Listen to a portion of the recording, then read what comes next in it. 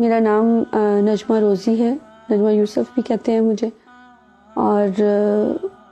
میرے والد صاحب جو ہیں وہ جناب نگر کے رہنے والے تھے، اور اس سے پہلے جو دادا تھے وہ قادیان سے بلانگ کرتے تھے۔ تو میرا جو سٹڈیز ہیں وہ ایکچولی والد صاحب جو ہیں وہ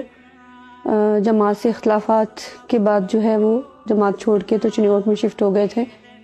تو چنیوٹ سے سٹارٹ ہوئی تھی، وہیں پہ میں نے میٹرک کیا۔ اس کے بعد جو ہے وہ میں نے اسلام آباد سے BCS کیا۔ ہماری فیملی میں سب سے پہلے میرے والد نے اسلام قبول کیا تھا، اور اس کے بعد جو ہے وہ میرا نمبر آیا، اور پھر مجھے دیکھا دیکھی خاندان کے آلموسٹ 200 لوگ جو ہیں وہ قادیانیت کو ترک کر چکے ہیں۔ میری اسلام لانے کا سبب جو ہے وہ بیسکلی میرے والد صاحب کی شہادت بنی، کیونکہ والد صاحب جو ہیں انہوں نے قادیانیت چھوڑ دی تھی، اور وہ قادیانیت کے جو ہے پردے فاش کر رہے تھے ان کی، کیونکہ بہت ساری چیزوں کو وہ جان گئے تھے، وہ اسپیشلی مرزا خاندان کے اور احمدیوں کے جو ہے وہ کیسز لیتے تھے۔ تو جو شخص بھی ان کے اندر گھس جاتا ہے وہ ان کی حقیقت سے واقف ہو جاتا ہے۔ تو میرے والد صاحب کی جب شہادت ہوئی، اور کیونکہ ہم یہ جانتے تھے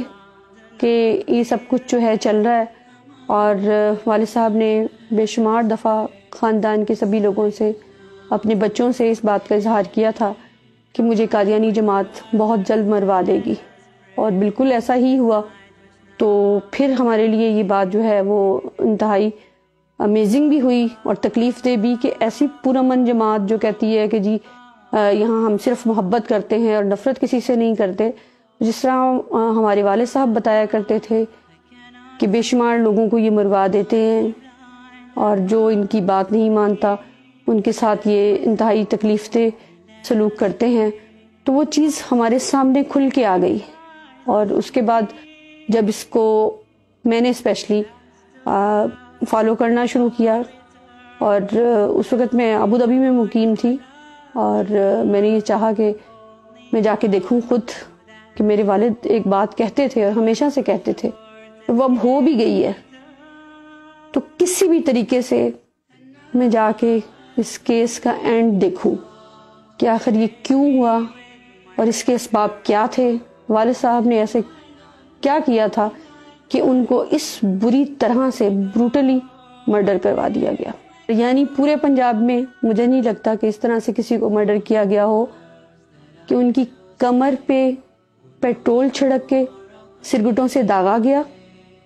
ان کا ایک ایک دانت توڑ دیا گیا، ان کا جبڑا توڑ دیا گیا،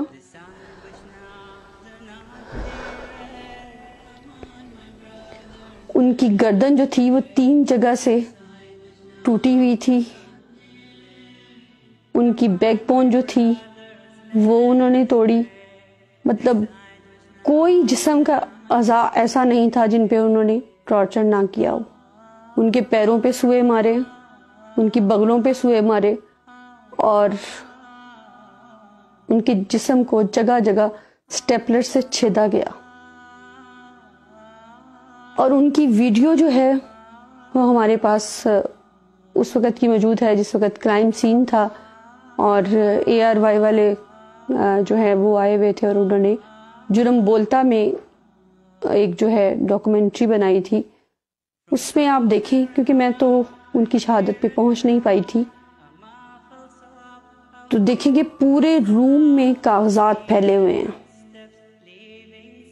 جیسے ایک ایک ٹارچر کر کے ان سے پوچھا گیا ہو کہ فلاں کاغذ دکھاؤ، فلاں ثبوت دو، فلاں ثبوت دو۔ اور ان سارے ثبوتوں کے متعلق وہ آلریڈی مختلف اپنی سپیچز میں لوگوں کو بتا چکے تھے کہ میں رانا ابرار ایک صحافی تھا جن کا 1-2 ماہ پہلے ان سے جو ہے وہ اس کی شہادت ہوئی تھی، اور اسے بھی جماعت والوں نے قتل کروایا تھا، اور مجھے بھی سٹل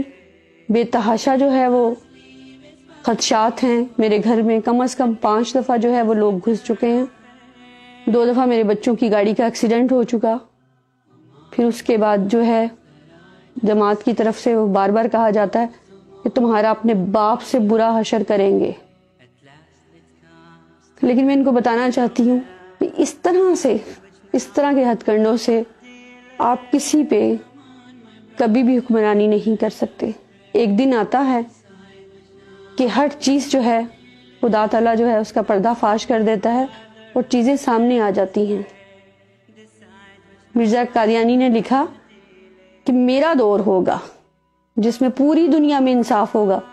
میں نے خود مرزا مسرور کو لیٹر لکھے کہ میرے والد صاحب کے ساتھ یہ ہوا، یہ لوگ اس جرم میں شریک تھے، یہ لوگ موقع پہ موجود تھے، آپ ان سے فوری طور پہ انویسٹیگیٹ کریں. جب مجھے وہاں سے کسی قسم کا رپلائی نہیں آیا اور الٹا مجھے مروانے کی کوششیں کی جانے لگی، میرے ہسبینڈ سے کہے جانے لگا کہ جی اس کو چھوڑ دو، یہ ذرا سی لڑکی تم سے نہیں سنبھالی جا رہی، اور تم اس کا خرچہ بند کر دو، اور اسے تم طلاق دے دو، اس سے بچے چھین لو. کیا اس قسم کے ہتھ کنڈوں سے یہ کب تک اپنی جماعت کو چلائیں گے، اور کب تک اس جھوٹ کے بل بوتے پہ یہ سب کچھ چلتا رہے گا؟ کیوں کسی حق کے لیے آواز اٹھانے والے کو اس طرح سے بروٹلی مرڈر کروا دیا جاتا ہے؟ کیوں لوگوں کی بیٹیوں کو طلاقیں دلوائی جاتی ہیں؟ کیوں اسلام کی طرف بڑھنے والے قدموں کو یہ کہہ کے روک دیا جاتا ہے کہ خبردار تم سے گھر بار چھین لیں گے، تم سے بچے چھین لیے جائیں گے؟ اگر ان ساری چیزوں کی طرف توجہ دیں تو آپ کو پتہ چلے گا کہ یہ صرف اور صرف ایک انگریز کا لگایا ہوا پودا ہے جو صرف پیسے کے چکر میں ہے. اور دوسری اہم ترین بات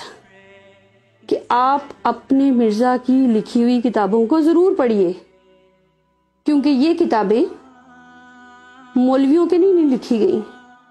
یہ کتابیں انہوں نے اپنی جماعت کے لیے لکھی ہیں. تو دوسروں کو پردے میں چھپا کے شوگر کوٹڈ زہر دینے سے بہتر ہے کہ آپ کھل کے سامنے آئیے اور مقابلہ کیجئے. جس طرح ہر مذہب کا ماننے والا جو ہے وہ خوشی سے یہ مانتا ہے کہ وہ ہندو ہے، عیسائی ہے، وہ کسی بھی فرقے سے تعلق رکھتا ہے، کسی بھی مذہب سے تعلق رکھتا ہے. جو گھروں میں آپ کے بکس پڑی ہوئی ہیں اسے ضرور پڑھیے. ایک غلطی کا ازالہ،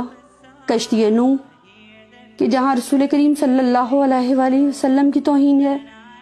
نعوذ باللہ اہل بیت کی توہین ہے، حضرت حسن حسین کی توہین ہے، جہاں حضرت فاطمہ کی توہین ہے. آپ دیکھیں کہ کوئی شخص جس کے اندر ذرا سی بھی ایمان کی رمق ہوگی وہ کبھی بھی یہ برداشت نہیں کرے گا. والد صاحب کی شہادت کے بعد جب بہت ساری چیزیں میں نے خود انویسٹیگیٹ کی اور چیزوں کی کھوج لگانا شروع کی، تو جب مجھ پہ یہ عیاں ہو گیا کہ قاتل جماعت ہے، تو میں نے اس جماعت کی بھی مکمل ریسرچ کرنی شروع کی. ان کی وہ سب بکس جو ڈھیروں کے حساب سے ہمارے گھر میں موجود تو تھیں، لیکن آج تک ہماری فیملی کے کسی بھی ممبر نے اسے پڑھنے کی کوشش نہیں کی تھی. اس وقت ٹائم بہت کم ہے. ایک چیز میں آپ سب لوگوں کو ضرور دکھانا چاہوں گی کہ جس طرح رسول کریم صلی اللہ علیہ وآلہ وسلم پہ قرآن پاک نازل ہوا تھا، اسی طرح سے قادیانیوں کا کہنا ہے کہ تذکرہ بھی قرآن پاک کا ایک نام ہے. جو تذکرہ کے نام سے انہوں نے یہ ایک کتاب، شاید اگر کیمرہ آپ کو دکھا سکے تو یہ کتاب ہے، اس میں انہوں نے یہ مرزا غلام احمد کی یہ بک لکھی ہوئی ہے. اس میں اگر آپ دیکھیں تو اس کا جو پیج، یہ فرسٹ پیج ہے کہ اللہ تعالیٰ نے تیرے الہام، تیری وحی اور تیری رویا میں برکت دی. وحی تو ہمیشہ پیغمبروں پہ آیا کرتی ہے، جبکہ آج تک قادیانی یہ کہتے ہیں کہ ہم اسے نبی نہیں مانتے، اور جسے نبی ہی نہیں مانتے اس کے بارے میں یہ پیس بی اپون ہم لکھتے ہیں. یہ تمام احمدیوں کے گھروں میں یہ ڈیفینیٹلی موجود ہوگا. اٹھے مہربانی کر کے ایک نظر اسے دیکھنے کی کوشش کریں کہ کیا آج تک پیس بی اپون ہم نے رسول کریم صلی اللہ علیہ وآلہ وسلم کے علاوہ کسی کے لیے بولا یا سنا تو کیوں ہم یہ کر کے شرمندہ نہیں ہیں اور خدا سے معافی کی طلبگار نہیں ہیں اور اس کوشش میں نہیں ہیں کہ اس گندگی سے نکل آئیں جو انہوں نے صرف اور صرف پیسہ کمانے کا ایک ذریعہ بنا رکھا ہے. اور میں نے جب گھر چھوڑا تو آپ یقین کریں کہ مجھے بالکل اندازہ نہیں تھا کہ مجھے کہاں جانا ہے, مجھے کہاں رہنا ہے. میں نے بچوں سے یہ کہا کہ آپ لوگ ظاہر ہے بہت عالی شان زندگی کے عادی ہیں, تو اگر آپ ڈیڈی کے پاس رہنا چاہیں تو مجھے کوئی اعتراض نہیں ہوگا. لیکن الحمدللہ میرے بچوں نے یہی کہا کہ نہیں, ہم آپ کے ساتھ ہی جائیں گے, ہم پڑھنا چھوڑ دیں گے لیکن ہم آپ کے ساتھ ہی جائیں گے کیونکہ آپ کا مقصد سچا ہے اور اللہ تعالیٰ اس میں برکت دے گا. مجھے بڑی حیرت ہے, میں نے یہ زندگی کبھی بھی نہیں دیکھی تھی. ہمیشہ ایک عالی شان زندگی گزاری, اچھے سے کھایا پیا, گاڑیوں میں گھومے پھرے, اور بس اس کے علاوہ کسی چیز کی نہ ضرورت محسوس ہوئی تھی اور نہ ہی کوشش کی تھی. جہاں والد صاحب کی شہادت نے بہت بڑا صدمہ دیا, وہاں ہم سب کو ایمان کی روشنی سے بھی منور کر گئے, اور ایک ایسا ایمان کہ مجھے تکلیف ہوتی ہے یہ سوچ کے کہ ہم اس کفر میں گرے ہوئے تھے اور سب کو ادنا اور خود کو بہت اعلیٰ سمجھتے تھے کہ ہم بہت زبردست لوگ ہیں, ہم 73واں فرقہ ہیں. جب ہم اللہ کی طرف ایک قدم چلتے ہیں تو اللہ تعالیٰ کس قدر ہمارے قریب ہو جاتا ہے اور کس قدر جو ہے